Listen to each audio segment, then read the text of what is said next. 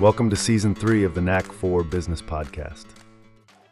So from the audience perspective, why do you feel stuck in your business, even though you've done everything right? And how can you lead with more clarity and confidence? That's exactly what Peggy O'Neal will talk about. How to break free from the success trap, tap into your innate wisdom, and lead your business with purpose and bold decision-making.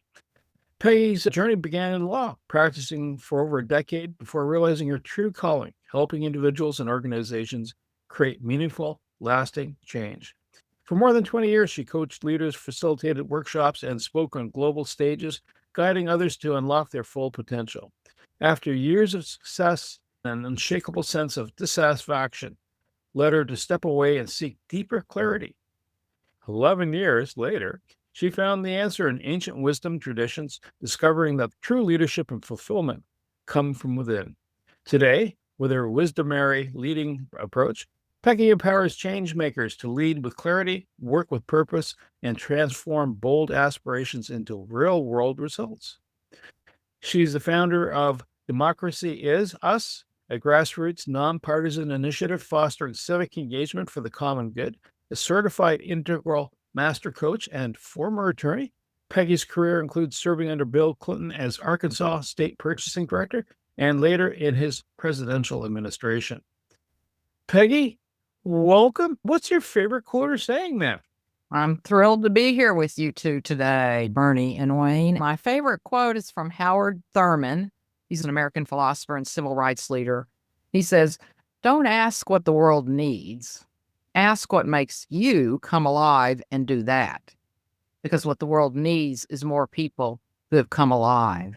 When a person comes alive, they're living what the world needs. I hope that makes sense. So it's both the aliveness into the world, but then what's behind that aliveness? What's motivating that? And then we get to experience that with the person in the world.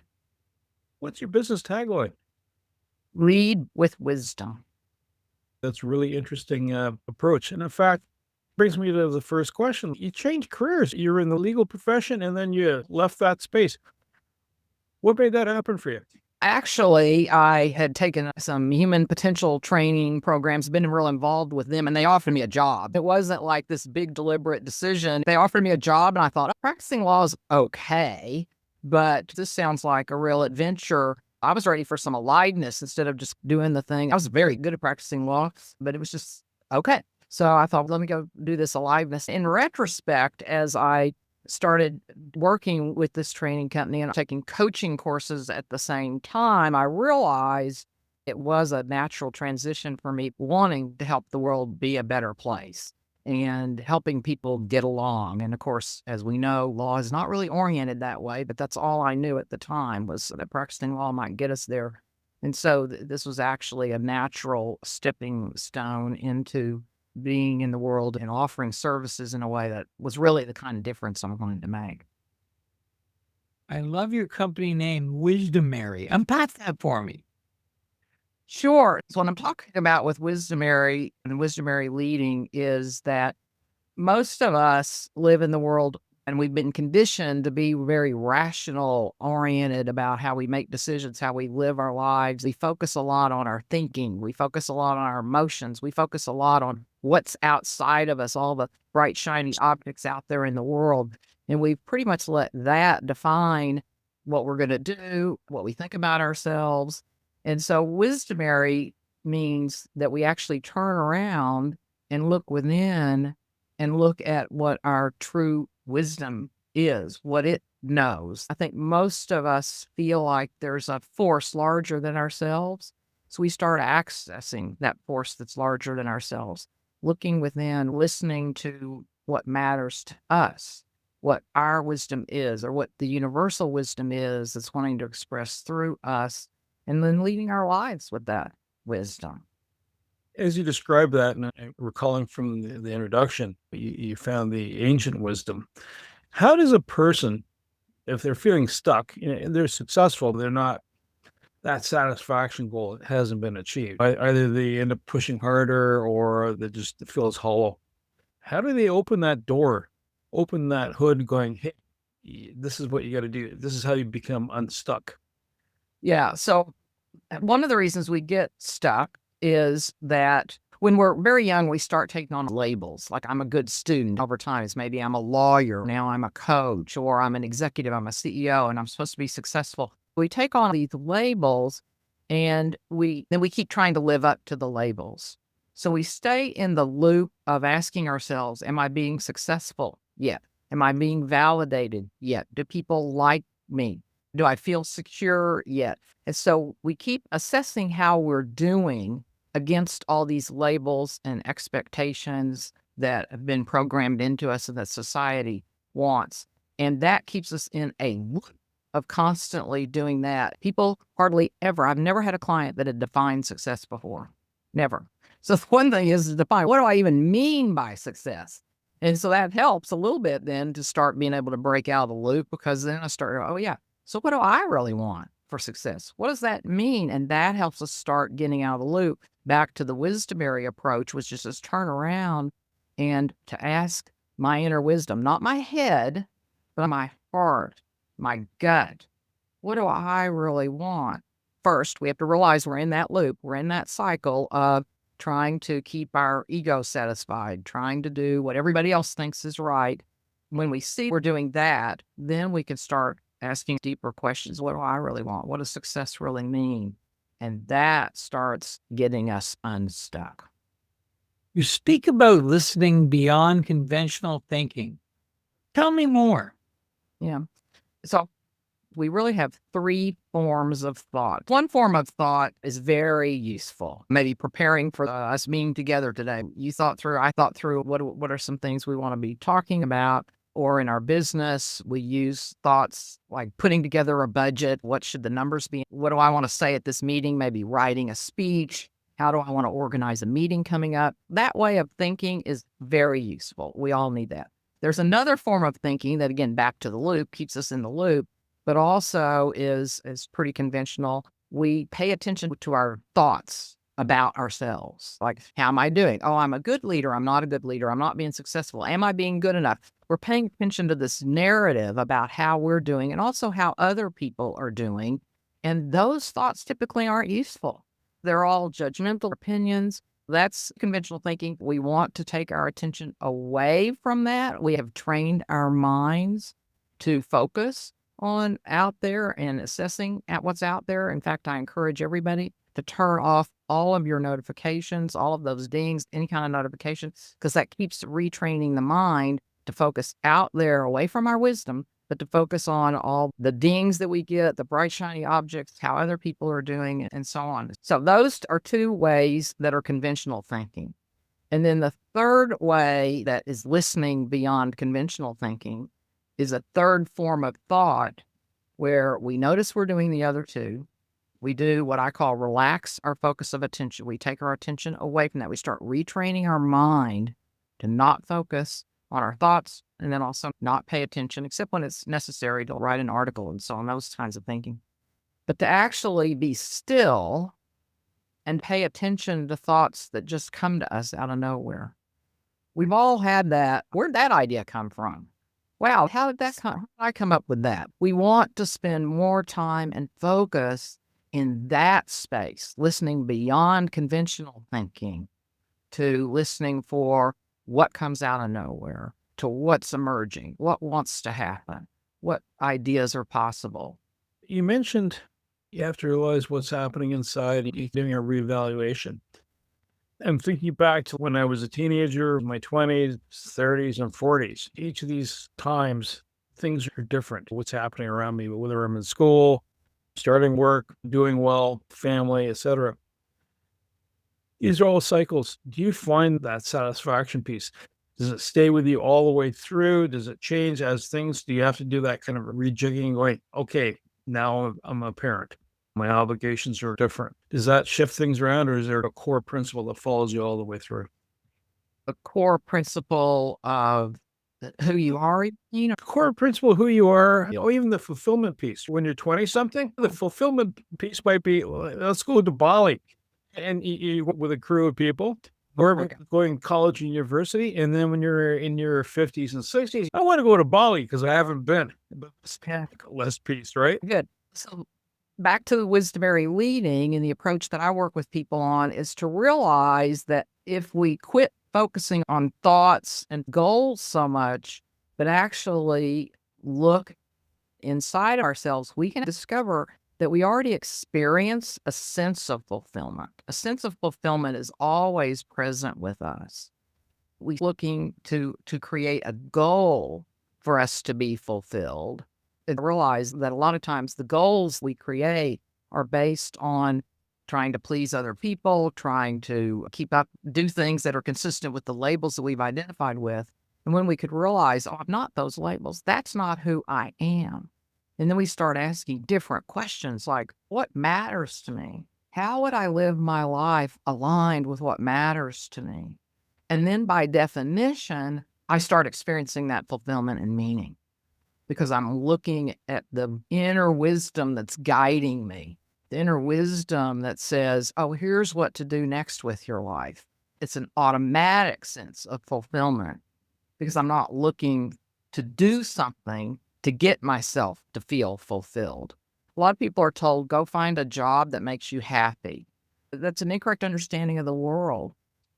Quit paying attention to our emotions, but get still and look within. We could realize, oh, I'm already peaceful. My true nature, I'm already peaceful. When we start living from that place and seeing we're already there, then when we are doing something and maybe we don't feel fulfilled, okay, we're doing it, we think, okay, I know I'm following my calling, or I know I'm following what I'm really here to do, but right this minute, I'm not feeling fulfilled.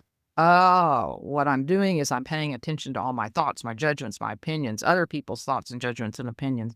So let me relax my attention away from all of that.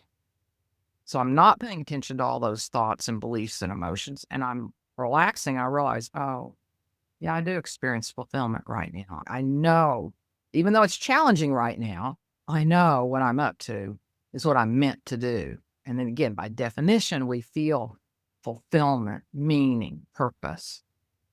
Does that give you an answer, Bernie? It almost makes me think that the wise man on the mountain or wise person Yeah. is always reflecting, but it does not mean you have to live there or always in contemplation like a monk or a nun or a priest. That's exactly right, Bernie. I appreciate you bringing that up because those were the only people who knew what we're talking about right now. If we're not already sitting on a mountain meditating all day, then that's not the life we're meant to live. Back to the original quote. We're meant to come alive and to express what we're here to actually do. And yes, that's where the fulfillment is. That's back to wisdomary leading because there is a current understanding of the world where science, philosophy, and the wisdom traditions are all intersecting right now.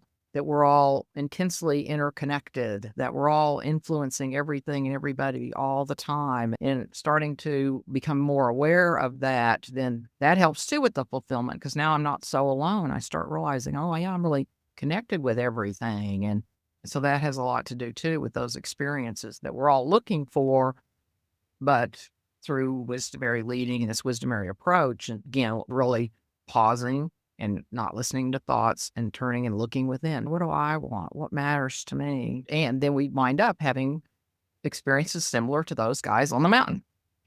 Something that I'm interested in. I'm glad we brought the mountaintop. I want you to the next step. Our culture sees us in the 6 or 7 figure high pressure job. We've got all the toys. We're not happy. We have this crisis. We end up having this experience. You've been able to reintegrate that back into commerce. I'm really interested in that. Tell me how you were able to incorporate this wisdom literature into the marketplace.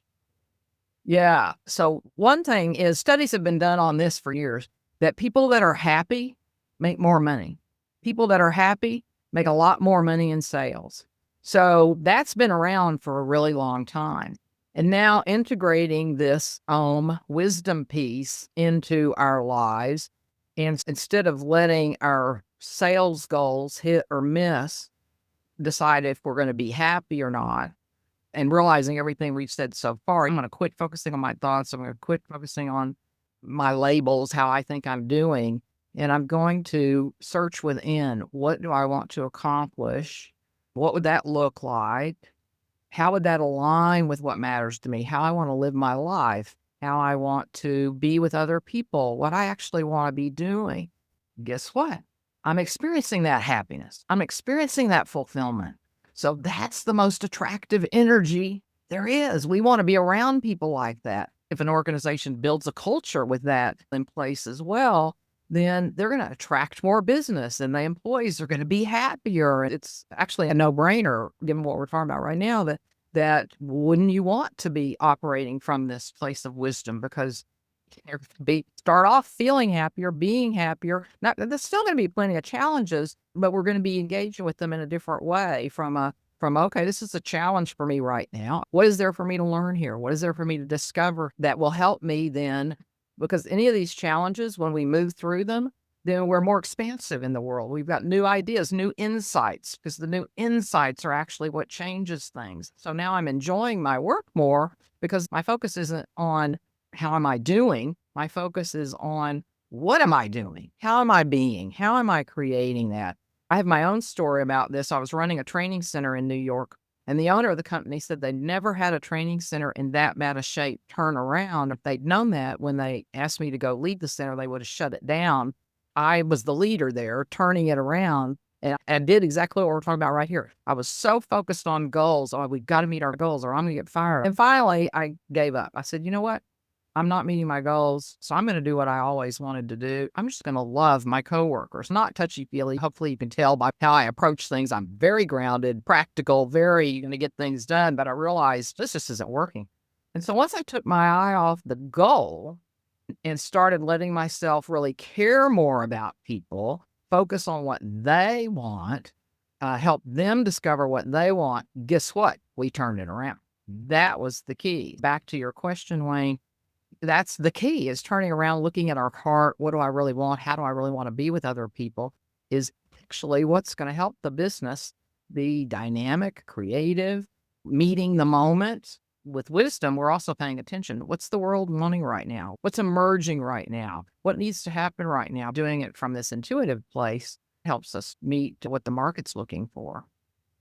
Are there tells if you're talking to a client or a group and you say, listen, you're goal focused because we already covered that. You're always locked in on the goal.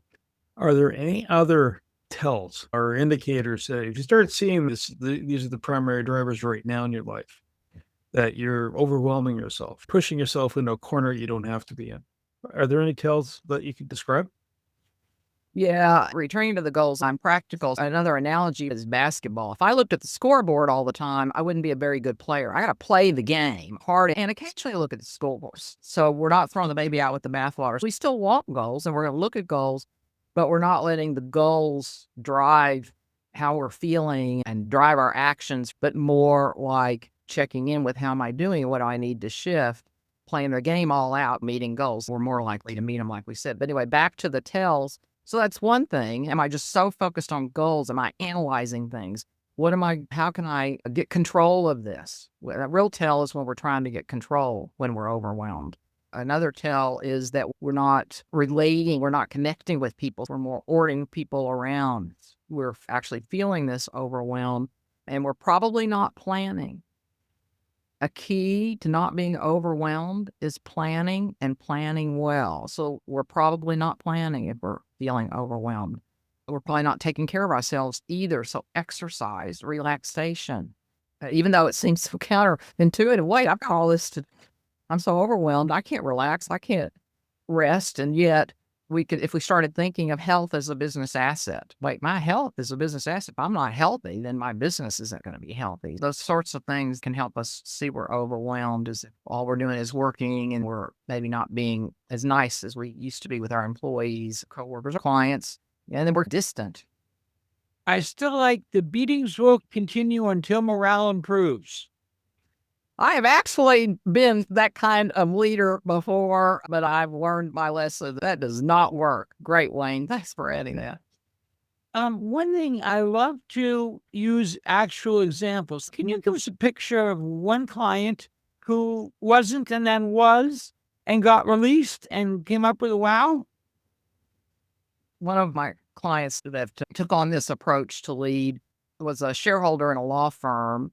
When I work with people, I ask them to do a lot of self-reflection, or another way to talk about it is self-inquiry. I look within And so insights are critical to the kind of change that occurs in wisdomary leading. We think if we do something differently, then we might change. But real insight is when it's kind of like before Santa Claus and after Santa Claus. One day we thought there was Santa Claus, and then one day we found out, oh, there's no Santa Claus. Everything changes. We see the world totally differently. So that's the value of insights. When I'm working with people, that's the focus, is to help them have insights, not for me to just teach them or tell them something. So this attorney identified himself as a problem solver. He was complaining about having to solve all these problems. When he started looking at that, he realized, oh, I think I'm a problem solver. So I talk to people about problems. So they come to me with problems. No wonder there's so many problems to solve. As he saw that, he could start releasing that. He'd been living it for 50 years. He felt it in his body and how he talked, but he also realized he didn't want to be that way anymore. So he just started naturally making changes. And then, of course, problems settled down. As he started embracing and letting it sink in how interconnected we all are. We're actually always exchanging atoms with each other too. As we breathe in, breathe out, we have atoms coming into us from like even Jesus or Hitler or Mother Teresa. As you start letting that sink in and realize the connection to people, not intellectually, but you really start feeling it. He and one of his partners were having a real issue. They weren't getting along, but he realized, wait a minute, we're intimately entangled. I'm influencing him too. He's not just doing something over there on his own. Somehow I'm influencing that as well. So he started looking at that. How am I impacting what's going on? That helped him more naturally. In fact, he just immediately thought, oh, I'm going to go talk to him in a totally different way because of that. So then, as he was thinking about, like, they would go on retreats in their law firm. So as he was preparing for the retreat, he would just sit there and with this quiet and just asking, what is my vision for this company? What do I really want? Not from an intellectual place, but sitting with what's coming to me? What's the natural next place for this organization? What matters to me? So those are the sorts of things that occurred for him as he took this on and started shifting the culture in the organization, because how he relates to people, if he's anxious, then that's spreading anxiety throughout the organization. So he started really paying attention to how was he being with other people, because he knew how he was being was going to ripple through everybody in the organization, their clients, in the courtroom. And so he really took that on as well, to conscientiously and consciously be with other people how he wanted the culture to be. It's interesting as you're describing that, I'm thinking of Schrodinger's cat in the box, right? If you influence it just by looking at it, right? It has an interconnectedness. Now going down the string theory hole, let's talk about inner wisdom and intuition. Sometimes you get a gut feel. Do you think that's just the subconscious, or is it accumulation of a whole bunch of things that are stacking up and it's tipping the scales? How do you figure that? Paying attention, right? Your body's getting tense and you're going, why am I getting tense? How do you bring that into play and realize, let me tap into that? You started it out well with, oh, body's getting tense. What's really going on here? The challenge for most people, especially as they start this, is to not go to their head, but to their heart or their gut. Pay attention to that area between the heart and gut and quietly ask, what's really going on here? That's where intuition will give better information than the brain's going to give, the head's going to give. So we really want to ask that question from that place, which I think is what you were getting at too. And then, yes, that is so key for us to live this intuitive, wise way, is to be paying more attention to those nudges, those insights, those intuitions. And then we all would, is there a formula where I can just know this intuition is right, this intuition is wrong? And there isn't. So we just recognize that over time we'll build confidence in the intuition, confidence in these nudges, confidence in where they're taking me. Another piece to this that's so valuable to know is that often I think when we think of intuition, we think if my intuition is working, then it's going to tell me the right thing to do or give me something positive in my life. Not necessarily. Sometimes we could get an intuition to do something that in our minds is waste of time. Why did I do that? I felt that was the right thing to do, but now I know it's a total waste of time. We don't know why that intuition directed us to do something that we thought was a waste of time. So that's also not an indicator whether it's a good intuition or bad intuition, but it is building that confidence of listening to that. And then back to what I said several times, really requires emphasis, I think, is how do we get more skillful at paying attention to the wisdom, the intuition, the nudges? I'm glad you used that word. We've got to have less attention on what's going on out there.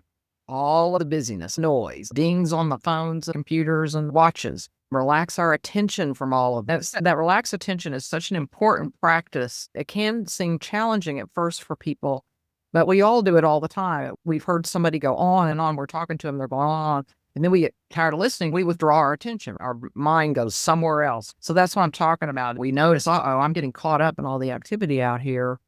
And I really want to be paying closer attention to my intuition, my wisdom. I relax my attention from all of that. I just take my attention off all of that. Take a breath. My attention will immediately go back to all of that. But the more I practice that, the longer I'll stay in that sort of wisdom, intuitive energy. And then we become better at sensing the nudges, sensing the intuition. Whether you call it imposter syndrome, whatever label you use, a great deal of leaders are actually far more driven by fear than I'd like to. What are the clues that you're actually living in fear instead of abundance?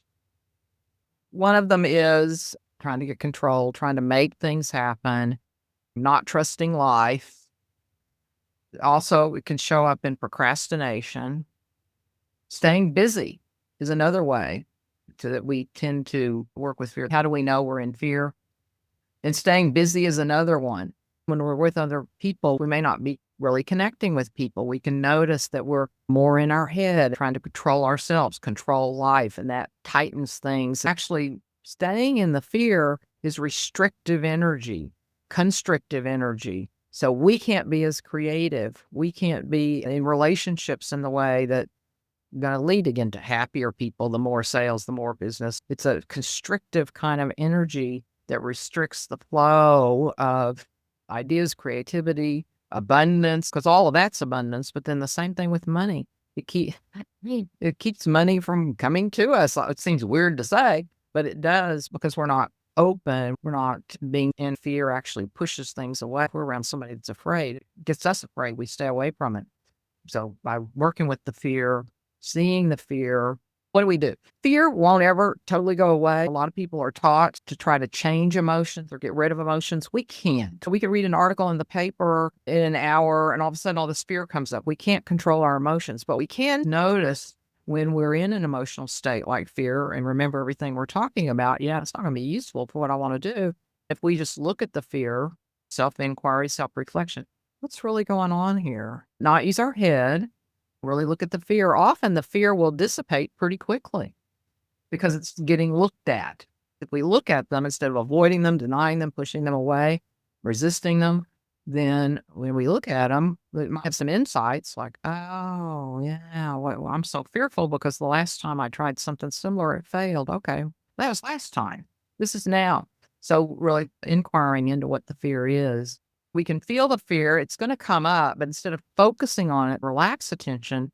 And what do I really want to focus on now? Let ourselves get interested and inspired by that again, and then move forward instead of staying stopped. You were mentioning earlier about if you're breathing, take that breath. And it seems like the common thread through this process is to be in a calm state as much as possible. You're going to undulate. You're going to have high. You're going to have, I'm feeling sad. I'm feeling happy. You're going to be buoyed or otherwise.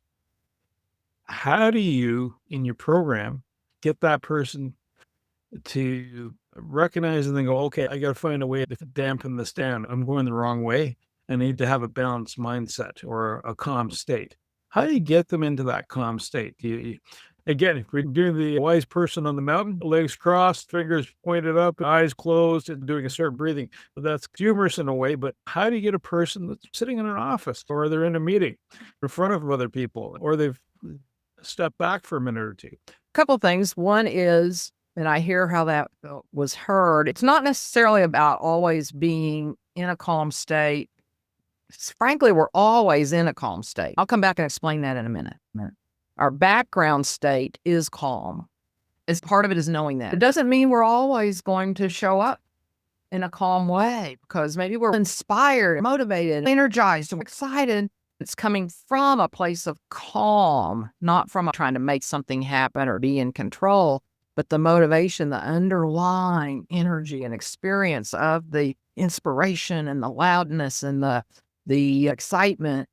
There's just this sense of calm about it, this sense of groundedness, this sense of authenticity or integrity. Let's say that, like you're saying, but I'm not feeling so calm, and I'm not even accessing this calm that Peggy's talking about right now, even though I'm excited. It's coming from fear. It's coming from lack, insecurity. So then what we can do is we can pause. There's a background introductory exercise that we'll do right now. It's just a real quick exercise, but we can ask ourselves, do I exist? And almost everybody's going to say, yeah, I exist. And so when we answer that question, do I exist? Then our mind has to go back in what I've been talking about this whole time. Our mind has to go within to look, what does that mean? Oh yeah, I exist. So I just know I exist. And usually when we ask that question, there's a sense of calm. If you did, you might have noticed there's a sense of calm because there's a sense of knowing. Yeah, I exist. So that sense of knowing is that sense of calm. So that's one way to do it. If I'm getting all frantic about my excitement, I go, wait a minute. Okay, I know I exist. Or another way to do it is to say, am I aware? Some people are a little challenged by that, but then they, well, yeah, I'm aware that I'm talking to you. I'm aware that this is happening. And then a second level with that is to say, am I aware that I'm aware? Or to notice that I was aware that I was aware because I was able to answer that question. So those are a couple of ways that can take us back to that calm. Our mind can't answer that question. Only the knowing can answer the question. So our mind seeks, and then it has a sense, and then it will answer, yes, I can tell I'm aware. Yes, I know I'm aware. But it's the space in between that's where the calm is, and that can get us back to the calm. And then we can still go out there and be loud, audacious, bold. Were y'all able to follow those questions? Or do you have any questions about those two exercises? Did you happen to experience that? I don't know if you did the exercises. Now I don't exist. That's another conversation, Wayne. His stomach will remind him he exists because all of a sudden there's either a gurgle or the need. Wayne's talked about this in the past when he does his coaching piece. If you don't think of a certain object till someone mentions the object, like the word elephant. The elephant didn't exist. It exists in reality. It exists somewhere in your memory bank, but it's not forefront. And so all of a sudden I mention the word elephant, and whatever image you have pops up, and then go from there. I think it's fascinating. Democracy is connect with your leadership philosophy. Can you tell us a bit more about that story? Yeah. The story is that you want the connection with leadership philosophy, right? Just a few years ago, I was very concerned about democracy in the United States. I did a lot of research. Was there an organization doing what I felt needed to be done? And I couldn't find one. Finally, it wouldn't let go of me. Like this drive, but this has to be done. Not from an egoic place, just this sense, the heart-gut connection, the hunch and the heart saying, somebody needs to be doing this kind of work. And I did a lot of research because I didn't want to lead it. I've got my own business. I've got that to take care of. But finally, I said, I can't find anybody else. So I'm starting this nonprofit, Democracy Is Us. How it aligns with my leadership philosophy is back to what you brought up, Bernie, these nudges, this intuitive sense, this has to be done. This ought to be done. Not from an egoic, but that one in the end, it was more like this knowing that this is a sort of thing that's going to support democracy. That's the kind of leadership philosophy where as a leader, I'm listening in that way. What do I feel compelled to do? What is it that I can't not do? Like it won't let go of me. Democracy is us. It won't let go of me. It's another form of expression of the work that I'm here to do, to help us come together, to get along, to unite, for everybody to thrive. To me, that's part of democracy. Democracy is having a form of government where everyone thrives. How do we work together, play together? Everyone thrives. That's what I encourage and like to work with leaders on. How do we create a culture, an organization? Or if I'm a solo entrepreneur, same thing. How do I live my life, this business, so that I'm making the difference or doing the work that I can tell I'm here to bring? And then how do I do it in a way that aligns everything about me with what matters to me? How do we get away from reactive leadership and into wisdom leadership? Yeah. So the reactive, of course, is that then we're reacting. If I'm reacting, number one, I'm not leading. And number two, I'm not in charge. That may help some people go, I want to be in charge. But if I'm reacting, then I'm letting everything else determine what I'm going to do, how I'm going to be, and so on. One thing is just to recognize that and to realize that I'm not leading my life then. I'm letting the world or everything else lead my life for me. And so that can help us go, yeah, I don't want to be doing that. So then once I realize that, oh, yeah. And it can be hard. If somebody's really used to reacting, this can be very challenging. It can be very confrontational because it might be the first time somebody's really asked, what do I want? There's a lot of society and cultural requirement that you do what society wants you to do, that certain professions are better than others, or even that you should have a profession. So it can be quite confrontational and uncomfortable to finally give myself permission to look at what do I really want? How do I want to live? What matters to me? But that's how we get out of reactive leadership into true leadership. And it's trusting that, starting to trust that, okay, this can help most people believe there is a force larger than ourselves that is influencing us and everything. So if we can trust that as well, go, this feels aligned with me. It feels natural for me. It's out there. I don't know where it's going to go. But there's a bigger force, so I'm going to listen to that. In fact, we're at a point in time that is a great opportunity for this approach because with a lot of things falling apart and being disruptive and chaotic, that means something else is wanting to merge. Something else is wanting to be born. Something else wants to come alive. So this is also a great opportunity to go, okay, if I really listen, then what is it that might want to emerge through me? What is it that I can bring to the world, given there's such opportunity opening up right now? You mentioned the world. Is there a geography that you tend to spend more time in? And also, if we resonate with what you're saying, how do we get a hold of you? I mainly focus on the United States, but I have lived in Singapore, done work in Russia, and work in Canada, or all over the world, clients all over the world. I work with anybody all over the world, but primarily right now, it's people all over the United States. Way to get in touch with me, I'd love anybody to send me an email. That'd be Peggy at Peggy-O'Neal, ONEAL.com. They can get my newsletter at the website, Peggy-O'Neal.com, and LinkedIn. I'm easy to find on LinkedIn. So those would be the ways to get in touch. Thank you. Thank you to Peggy O'Neal, my co-host Wayne Pratt, and you, the Knack for Business listeners. If life is treating you like the tail wagging the dog, and you're just not able to get your stuff together, even though you're successful, but it's not fulfilling, reach out to Peggy. She's a really good person to have a chat with and well-grounded, and she'll give you some deep insights. To reach the podcast hosts, email them at info@creativeinsight.com or by the website creativeinsight.com, spelled KREATIVINSIGH.com. To reach Wayne at his email, wayne@motivateyou.ca, that is MOTIVE, the numeral 8 and the letter U.ca, or his website, motivateyou.ca. If you would like to be a guest on this podcast and share your knowledge, let us know. We would also appreciate your feedback on the content or format. Check the show notes for more details. For these podcasts, we like to acknowledge the support and thanks to the following people.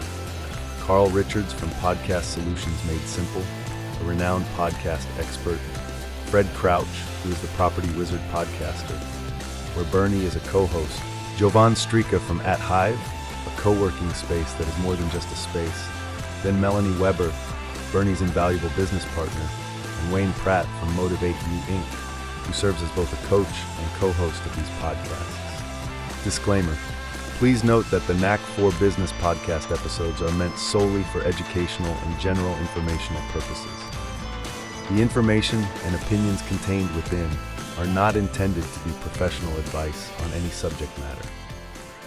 The thoughts, views, and opinions expressed by the participants are their own personal beliefs and do not represent the views of the podcast hosts or any affiliated organizations. It is important to note that this podcast is not a replacement for consulting with certified experts in your area who possess knowledge of your unique situation. The hosts of the podcast, along with any participants or affiliated groups, do not take responsibility for any actions taken or not taken based on the information presented in this episode.